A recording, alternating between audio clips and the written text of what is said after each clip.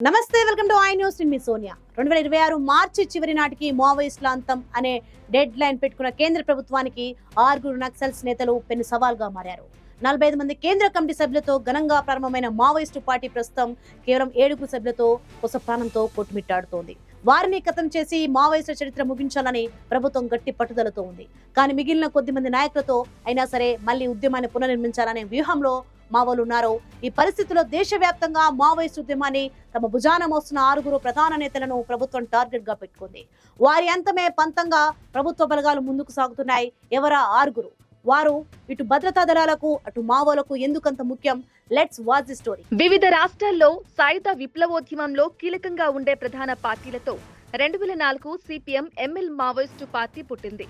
CPI ML People's War, Maoist Communist Centre అనే 3 ఉద్యమ సంస్థలు కలిసి మావోయిస్టు పార్టీగా అవతరించింది. తెలంగాణకు చెందిన నక్సల్స్ కీలక నేత కొండపల్లి సీతారామయ్య ప్రధాన అనుచరుడు ముప్పాల లక్ష్మణరావు అలియాస్ గణపతి జాతీయ ప్రధాన కార్యదర్శిగా 45 మంది కేంద్ర కమిటీ సభ్యులతో మావోయిస్టు పార్టీ దేశవ్యాప్తంగా తన కార్యక్రమాలు ఉధృతం చేసింది. దేశ రాజకీయ, సామాజిక, ఆర్థిక రంగాల్లో విపరీతమైన ప్రభావం చూపింది. ఛత్తీస్గఢ్ దండకారణ్యంతో పాటు అనేక ప్రాంతాల్లో ప్రత్యామ్నాయ ప్రభుత్వాలు నడిపింది. ప్రపంచ వ్యాప్తంగా మనుగడలో ఉన్న అతి కొన్ని ప్రధాన సాయుధ పోరాట పంథా కలిగిన కమ్యూనిస్టు పార్టీగా పేరు సంపాదించింది. మావోయిస్టుల హింసాత్మక కార్యక్రమాలను, వారి విస్తరణను అడ్డుకోవడానికి ప్రభుత్వాలు వరుసగా చేస్తున్న ప్రయత్నాల వల్ల 2 వైపుల నుంచి అపార ప్రాణ నష్టం జరిగింది. 2 దేశాల మధ్య యుద్ధం జరిగితే ఎంత ప్రాణ నష్టం కలుగుతుందో భారతదేశంలో జరిగిన ఈ అంతరుద్యం వల్ల అంతకు మించిన ప్రాణ నష్టం కలిగింది. చివరికి మావోయిస్టు ఉద్యమాన్ని కూకటి వేలతో పెకిలించి వెయ్యాలనే దృఢ సంకల్పంతో ముందుకు పోతున్న ప్రధానమంత్రి నరేంద్ర మోదీ, కేంద్ర హోంశాఖ మంత్రి అమిత్ షా వ్యూహాలతో ప్రస్తుతం మావోయిస్టు పార్టీ ఆత్మరక్షణలో పడింది. 45 మంది కేంద్ర కమిటీ సభ్యుల్లో 2024 డిసెంబర్ నాటికి కేవలం 18 మంది మాత్రమే మిగిలారు. 2025 డిసెంబర్ వచ్చే నాటికి వారి సంఖ్య 7కు చేరింది. వారిలో 4 తెలంగాణ వారే. ఈ 7గురిలో కూడా 2-3 పోలీసుల అదుపులోనే ఉన్నారని చెబుతున్నారు. 4 కేంద్ర కమిటీ సభ్యులతో పాటు మరో 2 గెరిల్లా యుద్ధ నిపుణులను అంతమొందిస్తే ఇక భారతదేశంలో మావోల కథ ముగిసినట్లే అని ప్రభుత్వం భావిస్తుంది. ఆ 6 50 ఏళ్ల నక్సలైట్ల చరిత్రకు ఆఖరి అస్త్రాలుగా మారారు. వారి కోసం జరుగుతున్న వేట తీవ్ర ఉద్రిక్తతలకు దారితీస్తుంది. తెలంగాణకు చెందిన దళిత బిడ్డ తిప్పిరి తిరుపతి అలియాస్ దేవ్జీ జాతీయ ప్రధాన కార్యదర్శిగా ఉన్న మావోయిస్టుల మనుగడ ప్రస్తుతానికైతే ప్రమాదంలోనే ఉంది. ఎలాగోలా మనుగడ నిలబెట్టుకోవడానికి మావోలు చేస్తున్న ప్రయత్నాల్లో ఈ 6 కీలకం కావడం గమనార్హం. Target number 1 Tippiri Tirupati at Devji. ప్రభుత్వం టార్గెట్ చేసిన 5 ప్రధాన నాయకుల్లో మొదటి స్థానంలో తిప్పిరి తిరుపతి అలియాస్ దేవ్జీ ఉన్నారు. ఉమ్మడి కరీంనగర్ జిల్లాకు చెందిన తిరుపతి 1984లో పీపుల్స్ వార్ లో చేరి అంచెలంచెలుగా ఎదిగారు. మావోయిస్టు పార్టీలో అతి కీలకమైన People's liberation guerrilla Army PGLA సృష్టికర్త కూడా తిరుపతే. అలిపిరి వద్ద చంద్రబాబుపై జరిగిన దాడికి దంతెవాడిలో 74 మంది జవాన్లను హతమార్చిన దాడిలో ప్రధాన సూత్రధారిగా తిరుపతి పేరు పోలీసు రికార్డుల్లో ఉంది. NIA హిట్ లిస్టులో తిరుపతి ఉన్నారు. ఆయనపై ప్రభుత్వం 3.6 కోట్ల రూపాయల రివార్డు ప్రకటించింది. దేశంలో అత్యధిక రివార్డు కలిగిన వ్యక్తి కూడా దేవ్జీనే.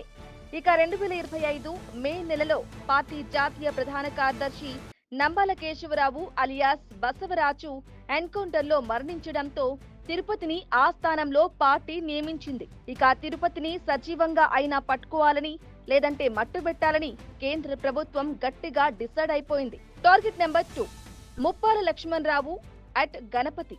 2004లో మావోయిస్టు పార్టీ పుట్టినప్పటి నుంచి 2018లో తనంతటి తానుగా వైదొలిగే వరకు జాతీయ ప్రధాన కార్యదర్శిగా పనిచేశారు ముప్పాల లక్ష్మణరావు అలియాస్ గణపతి. 50 ఏళ్ల నుంచి సాయుధ పందా విప్లవోద్యమంలో గణపతి కీలక పాత్ర పోషిస్తున్నారు. NIA హిట్ లిస్ట్ లో ఉన్న గణపతిది జగిత్యాల జిల్లా బీర్పూర్ గ్రామం. దేశంలో మావోయిస్టు ఉద్యమ చరిత్ర అంతా గణపతి చరిత్రే. జాతీయ ప్రధాన కార్యదర్శి పదవి నుంచి తప్పుకున్నప్పటికీ కేంద్ర కమిటీ సభ్యుడిగా నేటికి చాలా కీలకంగా పనిచేస్తున్నారు. టార్గెట్ నెంబర్ 3 కొయ్యడ సాంబయ్య అట్ ఆజాద్. ములుగు జిల్లా గోవిందరావు పేటకు చెందిన కొయ్యడ సాంబయ్య అలియాస్ ఆజాద్ ప్రస్తుతం కేంద్ర కమిటీ సభ్యుడిగా ఉన్నారు. ఎన్ఐఏ హిట్ లిస్ట్ లో ఉన్న ఆజాద్ పై 2 కోట్ల రూపాయల రివార్డు ఉంది. కొద్ది రోజుల క్రితమే ఆజాద్ లొంగిపోయినట్లు ప్రచారం జరిగింది. కానీ ఇంతవరకు పోలీసులు దాన్ని ధృవీకరించలేదు. ప్రభుత్వం మోస్ట్ వాంటెడ్ నక్సలైట్లుగా పేర్కొన్న సాంబయ్య లొంగిపోయాడా, ఉద్యమంలోనే ఉన్నారా అనే విషయంలో స్పష్టత లేదు. టార్గెట్ నెంబర్ 4 బడే చొక్కారావు అట్ దామోదర్. కేకేడబ్ల్యూ గా పిలిచే కరీంనగర్, ఖమ్మం, వరంగల్ కమిటీకి కార్యదర్శిగా పనిచేసిన కాలంలో చేసిన పనుల కారణంగా దేశవ్యాప్తంగా పేరు సంపాదించిన బడే Chokka Rao alias Damodar NIA hit list లో ఉన్నారు. మావోయిస్టు పార్టీలో గెరిల్లా దాడులు చేయడానికి యాక్షన్ టీంలను ఏర్పాటు చేయడంలో బడే చొక్కారావుది కీలక పాత్ర. తన సోదరుడు బడి నాగేశ్వరరావు కూడా విప్లవోద్యమంలో అసూలు బాసిన వాడే. Target number 5 Misir Besra at Besara. Maoist పార్టీలో అత్యంత కీలకమైన ఈస్ట్ కమిటీ సుప్రీం కమాండర్ గా విధులు నిర్వహిస్తున్నారు. ఛత్తీస్గఢ్ రాష్ట్రానికి చెందిన బెసరా కేంద్ర కమిటీ సభ్యుడిగా కూడా కొనసాగుతున్నారు. ₹1 కోటి రివార్డు కలిగిన బెస్రా మెరుపు దాడులు నిర్వహించడంలో కీలకంగా వ్యవహరించారు. ఛత్తీస్గఢ్ అడవుల్లో పుట్టి పెరిగినవాడు కావటంతో నక్సల్స్ కు ఆశ్రయం కల్పించే విషయంలో, వసతులు సమకూర్చే విషయంలో, షెల్టర్లు మార్చే విషయంలో వ్యూహాలు రూపొందించేవారు. నేటికి మిగిలిన కొద్ది మందికి బెసర ద్వారానే ఆశ్రయం లభిస్తున్నట్లు పోలీసులు చెబుతున్నారు. అయితే బెసర కూడా లొంగదగిపోయినట్లు ప్రచారం జరుగుతోంది. Barsadeva at Hidma 2 people's liberation guerrilla army 1వ బెటాలియన్ సుప్రీం కమాండర్ గా విధులు నిర్వహిస్తున్నారు. భద్రతా బలగాలకు చాలా కాలం పెను సవాల్గా మారిన మాత్వా హిడ్మా స్థానంలో నియామకం కావటంతో బర్సదేవాకు చాలా పేరొచ్చింది. హిడ్మా మాదిరిగానే గెరిల్లా దాడుల్లో ఆరితేరినవాడు. ఛత్తీస్గఢ్ ప్రాంతానికే చెందినవాడు కావటంతో పోలీసుల దాడులను ఎదుర్కొనే విషయంలో చాలా వ్యూహాత్మకంగా వ్యవహరిస్తాడు. వయసు రీత్యా కూడా మిగతా నక్సల్స్ నేతల కన్నా బర్సదేవా చిన్నవాడు. దీంతో ఆయనను అంతం చేస్తే చాలా ఏళ్ల పాటు నక్సల్స్ నాయకత్వం వహించేవారే లేకుండా పోతారనేది భద్రతా బలగాల వ్యూహం. ఇక operation green hunt, operation Prahar, operation Kagar పేరుతో కేంద్ర ప్రభుత్వం జరుపుతున్న వేట ఈ 6గురిని టార్గెట్ చేయడంతో ముగుస్తుందని భద్రతా బలగాలు భావిస్తున్నాయి.